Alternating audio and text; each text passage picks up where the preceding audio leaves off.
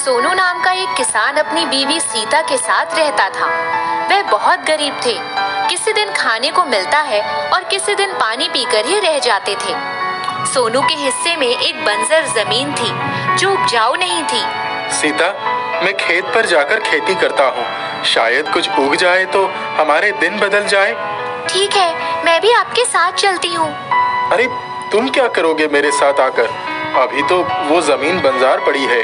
सुख दुख में तुम्हारा साथ देने का वचन दिया है, तो नई शुरुआत में क्यों नहीं, मैं आपके साथ ही रहूंगी।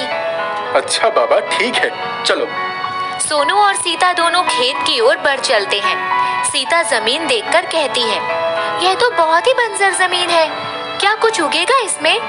मेहनत करेंगे तो क्यों नहीं। देखना, एक दिन हमारी फसल बहुत ज्यादा होगी और हमारे दिन बदल जाएंगे। अब सोनू और सीता दोनों खेत में मेहनत करने लगते हैं, पर कुछ नहीं उगता। एक दिन सोनू परेशान होकर बैठा था, तो बीच खेत में उसे एक खीरा दिखा। उसने पास जाकर देखा तो वह एक पका हुआ खीरा था। सोनू उसको उठाता है और कहता है, अरे, यही मिला था। इतनी मेहनत करने के बाद कुछ भी हाथ नहीं लगा। सारी मेहनत पानी में चली गई। मिला तो क्या, सिर्फ एक पका हुआ खीरा। सोनू पके हुए खीरे को जमीन पर फेंक मारता है, तो खीरे का एक कोना टूटकर जमीन पर गिर जाता है, जिससे उसके बीज जमीन पर गिर जाते हैं। तभी सोनू को ख्याल आता है, क्यों न इसके बीजों का खेती में काम लिया जाए, क्या पता खीरे की ही खेती हो जाए। चलो, इसी खीरे को मैं घर लेकर जाता हूँ और अब की बार खीरे की खेती करके देखता हूँ। क्या पता इस पके हुए खीरे के बीज ही काम आ जाए। सोनू घर आ जाता है।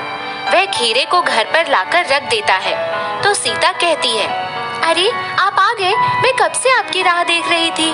कुछ उगा क्या खेत में? सोनू खीरे को सीता को देते हुए कहता है, ये लो खीरा, एक पूरे खेत में बस यही खीरा उगा है।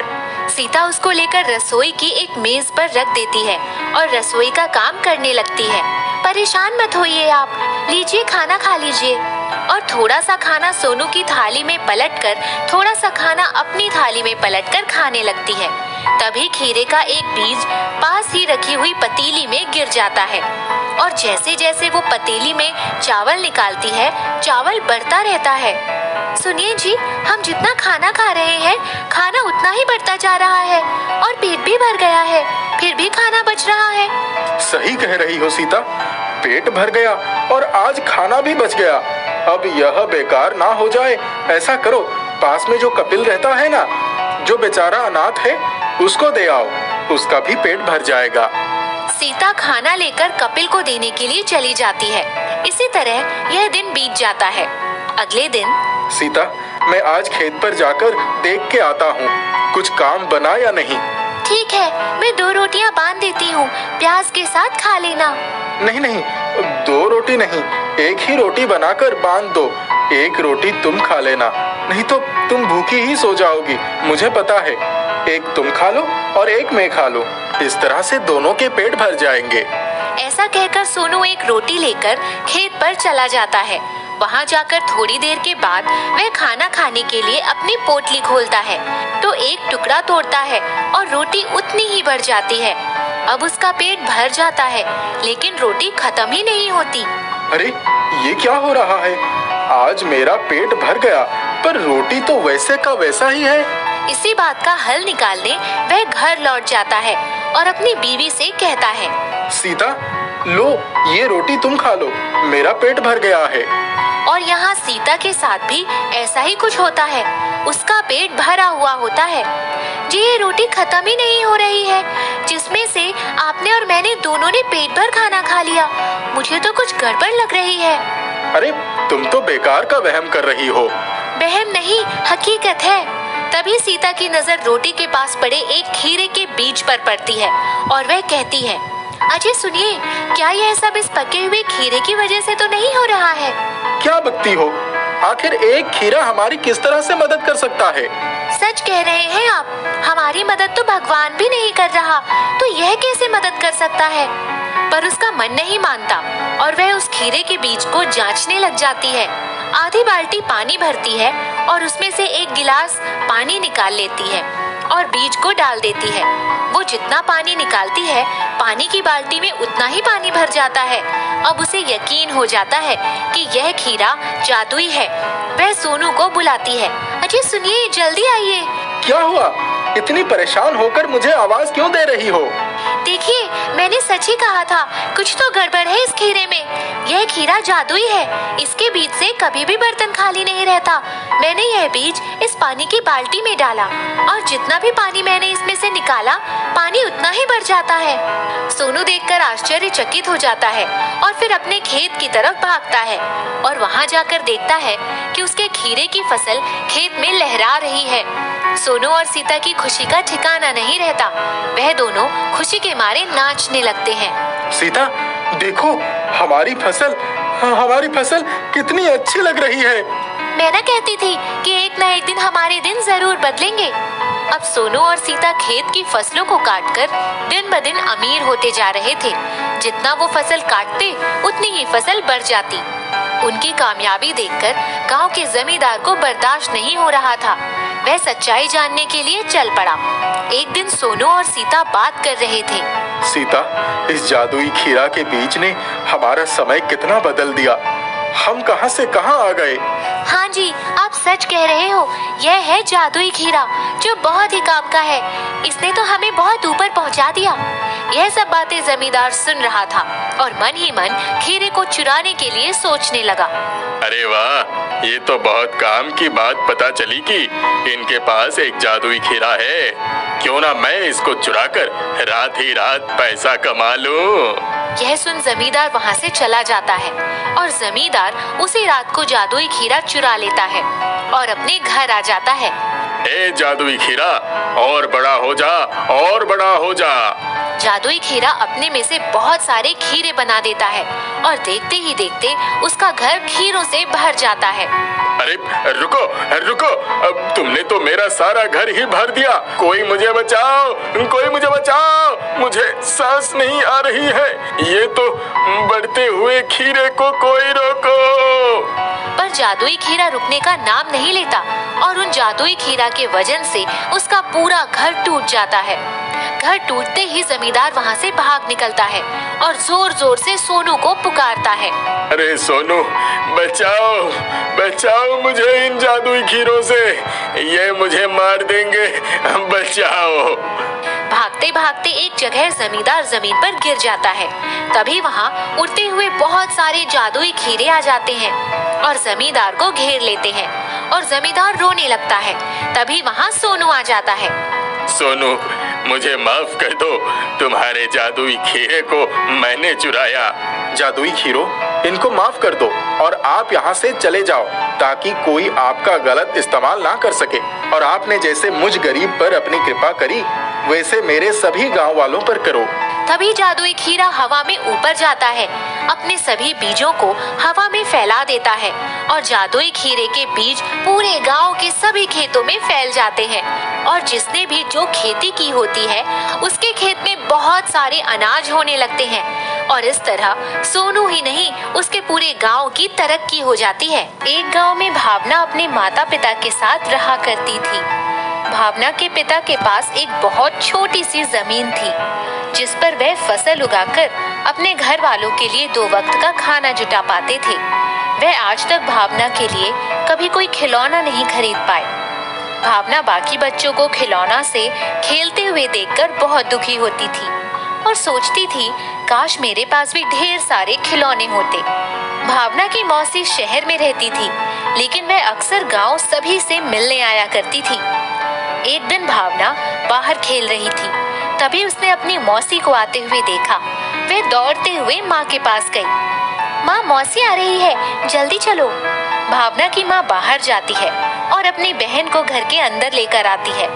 भावना की मौसी जब भी आती थी, भावना के लिए कुछ ना कुछ खाने की चीज लाया करती थी। मौसी, आज आपने कुछ नहीं लाया?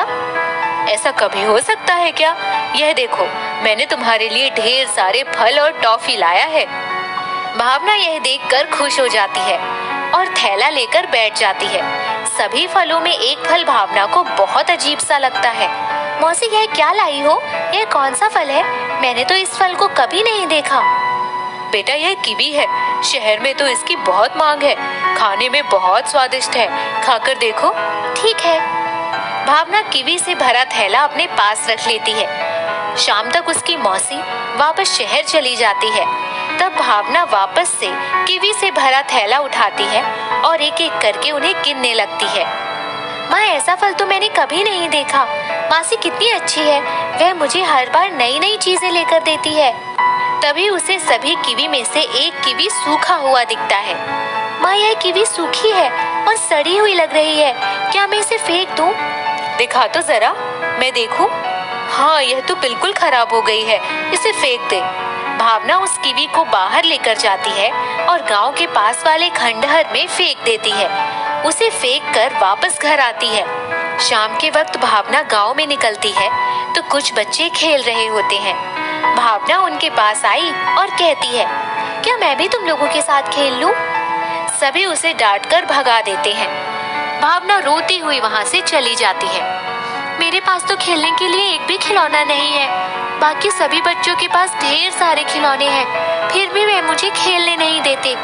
अगर मेरे पास खिलौने आएंगे तो मैं सबके साथ बांट कर खेलूंगी। जहाँ भावना ने उस सूखी कीवी को फेंका था, उसी खंडहर में से एक परी आकर छिप जाती है। उस परी का पीछा एक राक्षस कर रहा होता है।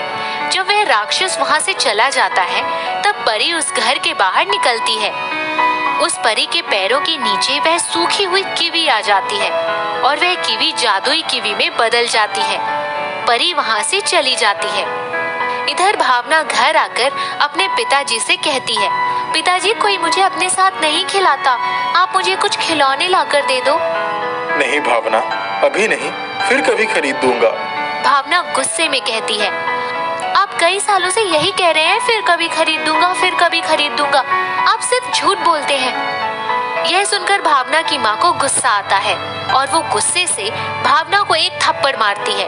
भावना जोर जोर से रोने लगती है। भावना, यह कौन सा तरीका है बात करने का?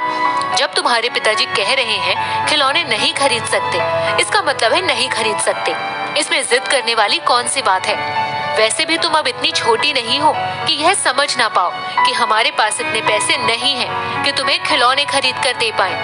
अरे अब रहने भी दो, इतना मत डांटो। भावना रोती हुई घर से बाहर जाती है। उसी खंडहर में जाकर अकेली बैठ जाती है और रोने लगती है। भावना के ठीक सामने वह कीवी पड़ी थी जिसे उसने फेंका था। कीवी कहती है, क्या हुआ भावना, तुम रो क्यों रही हो? भावना आवाज सुनकर डर जाती है और इधर उधर देखने लगती है। कौन है? मुझे क्यों परेशान कर रहे हो? सामने आओ। भावना, अपने सामने देखो, मैं वही कीवी हूँ जिसे तुमने फेंक दिया था। भावना सामने कीवी की ओर देखती है और दौड़ती हुई उसके पास आती है। अरे तुम बोल सकती हो? हाँ भावना, मैं बोल सकती हूँ। मैं एक जादुई कीवी हूँ।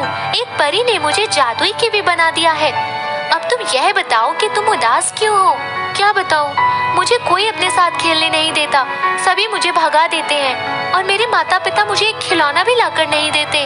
उनके पास पैसे नहीं हैं, मगर मुझे लगता है कि वो मुझसे झूठ बोलते हैं और मुझे खिलौने नहीं देना चाहते। नहीं भावना, तुम गलत सोचती हो। सच में तुम्हारे माँ पिता के पास पैसे नहीं हैं, जिस वजह से वे तुम्हारे लिए खिलौने नहीं खरीद पाते। जितने पैसे आते हैं उससे वो तुम्हारे लिए 2 वक्त का भोजन दे पाते हैं और कुछ पैसे बचाकर तुम्हारे भविष्य के लिए रखते हैं। अच्छा, तो ऐसी बात है, इसका मतलब मुझसे ही गलती हो गई। कोई बात नहीं, मैं उनसे माफी मांगूंगी। हाँ भावना, यही सही होगा। और जहाँ तक बात है तुम्हारी जरूरतों की, तो वो मैं पूरी कर दूंगी। क्या? सच में? मगर कैसे? मैं एक जादुई कीवी हूँ। तुम मुझे थोड़ा सा काट कर खाओगी और उस चीज के बारे में सोचोगी जो तुम्हें चाहिए, वह तुम्हें मिल जाएगी। जब तुम थोड़ा कीवी खाओगी, उसके ठीक बाद ही कीवी वापस से पहले जैसी हो जाएगी। इस तरह कीवी कभी खत्म नहीं होगी। यह सुनकर भावना खुश हो जाती है और कीवी में से थोड़ा सा कीवी खाती है और खिलौने के बारे में सोचती है। वह खिलौना उसके सामने आ जाता है। वाह, यह तो सच में जादुई है। अभी उसे लेकर जाती हूँ और माँ पिताजी को दिखाती हूँ, वो बहुत खुश हो जाएंगे। भावना घर जाती है और माँ पिताजी से माफी मांगती है। फिर उन्हें जादुई कीवी की पूरी कहानी सुनाती है। अब भावना और उसके माता पिता को किसी भी चीज की कोई कमी नहीं थी। भावना जो भी चाहती थी वैसा ही होता था। वह जादुई कीवी उसे वही चीज दे देती थी। इस तरह वह गांव में सबसे अमीर बन गए। भावना सभी बच्चों को मुफ्त में खिलौने देती थी और भावना के माता पिता गांव वालों को पैसे से मदद करते थे। भावना के गांव में एक लल्लू नाम का चोर रहता है। लल्लू गांव के अमीर लोगों के घर चोरी करने के फिराक में लगा रहता है। वह कई दिनों से भावना के घर पर निगरानी रखे हुए था। तभी उसने चुपके से जादुई कीवी के बारे में सुन लिया। जब भावना और उसकी माँ जादुई कीवी के बारे में बात कर रही थी। अच्छा, तो इनके पास कोई जादुई कीवी है। अब तो ये जादुई कीवी मेरी होगी। लल्लू आधी रात में भावना के घर चुपके से घुस जाता है और जादुई कीवी को चुराकर भाग जाता है। वह जादुई कीवी को काटता है और थोड़ा सा खा लेता है और ढेर सारे पैसे और सोने के बारे में सोचता है। मगर बहुत देर इंतजार करने के बाद भी उसे कुछ नहीं मिलता। तभी वहां पर वही परी प्रकट होती है जिसके पैर पड़ने से वह मामूली कीवी जादुई कीवी में बदल गई थी। मेरी जादुई चीजें तुम जैसे चोरों की मदद में कभी नहीं आ सकती। यह सिर्फ अच्छे और ईमानदार लोगों की मदद करती है। तुम एक दुष्ट इंसान हो, तुम्हारी मदद कभी नहीं करेगी। परी को देखकर और उसकी बातें सुनकर चोर डर जाता है और कीवी नीचे फेंककर भाग जाता है। परी उस कीवी को उठाती है और वापस भावना के घर में रखकर आ जाती है।